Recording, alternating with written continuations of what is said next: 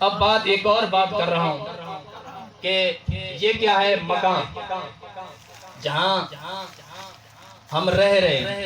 میرے نبی علیہ السلام مکان میں تھے، پھر کہاں گئے؟ لا مکان کی طرف. مکان سے بات توجہ کرنا ہے، ایک ہی بات، مکان سے لا مکان کی طرف میرے نبی علیہ السلام گئے. جب مکان میں تھے ہم کہہ رہے تھے یہ بی بی آمنہ کا بیٹا ہے. جب مکان میں تھے ہم کہہ رہے تھے حضرت عبداللہ کا بیٹا ہے. جب مکان میں تھے ہم کہہ رہے تھے حضرت فاطمہ رضی اللہ تعالی عنہ کے بابا ہیں. جب مکان میں تھے ہم کہہ رہے تھے حسنین کے نانا ہیں. جب مکان میں تھے ہم کہہ رہے تھے یہ رسول اللہ صلی اللہ علیہ وآلہ وسلم ہے. جب مکان میں تھے ہم کہہ رہے تھے یہ خاتم النبیین ہیں. جب لا مکان کی طرف چلے گئے پھر کیا کہیں؟ یہ مکان تو تھا یہاں. نور و بشر میں جھگڑا کرنے والوں اب بتاؤ میرے نبی لا مکان میں ہیں. کیا بولے میرے نبی کو؟ کیا خطاب دیں؟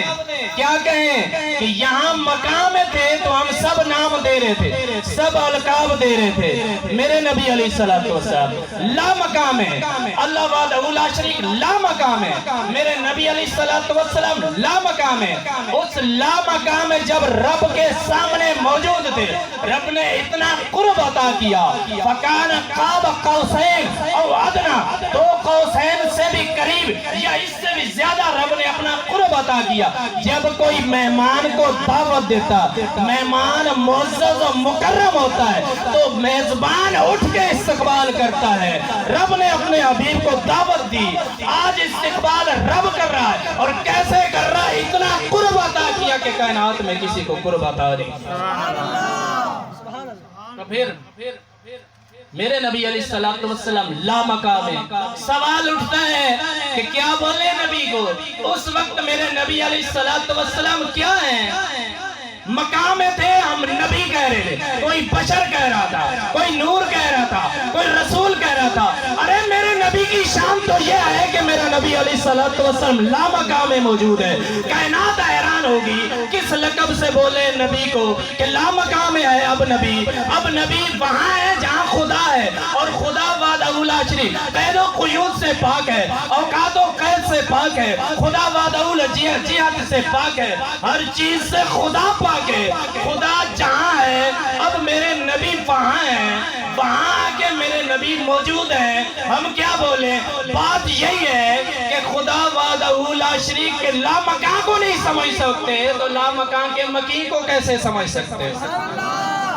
کیسے فتویٰ ہم دے سکتے ہیں کہ نور تھے، بشر تھے، فلاں تھے. جب لا مکان کی حقیقت کو نہیں ہم سمجھ سکے تو لا مکان کے مکی کی حقیقت کو کیسے سمجھ سکتے ہیں؟ ایک دفعہ حضرت ابوبکر صدیق رضی اللہ تعالی عنہ نے عرض کی، یا رسول اللہ آپ کی حقیقت کیا ہے؟ ہم نہیں سمجھ سکے. صحابہ ہونے کے باوجود ہم نہیں سمجھ سکے. صحابہ میں افضل ترین انسان ہونے کے باوجود ہم نہیں سمجھ سکے. صحابہ کے سردار ہونے کے باوجود ہم نہیں سمجھ سکے. میرے نبی علیہ السلام نے فرمایا، اے ابو بکر میرے رب کے علاوہ میری حقیقت کو کوئی جانتا ہی نہیں. تو لا مکان کے مکی. اب بات علم غیب کی بھی کر لیتے آگے ضمناً. لوگ کہتے ہیں میرے نبی علیہ السلام کو علم غیب نہیں، فلاں کمال نہیں، فلاں کمال نہیں.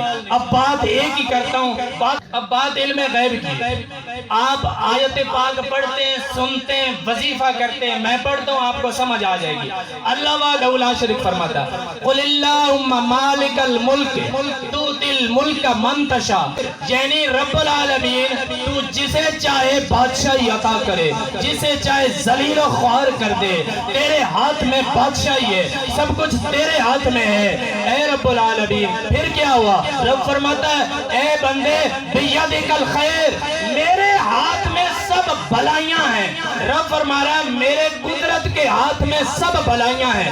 یہ سارے کمال میرے قدرت کے ہاتھ میں. یعنی رب کے دست قدرت میں علم غیب بھی، رب کے دست قدرت میں بادشاہیاں بھی، رب کے دست قدرت میں علم بھی، رب کے دست قدرت میں کمال بھی، ہر خوبی رب کے دست قدرت میں.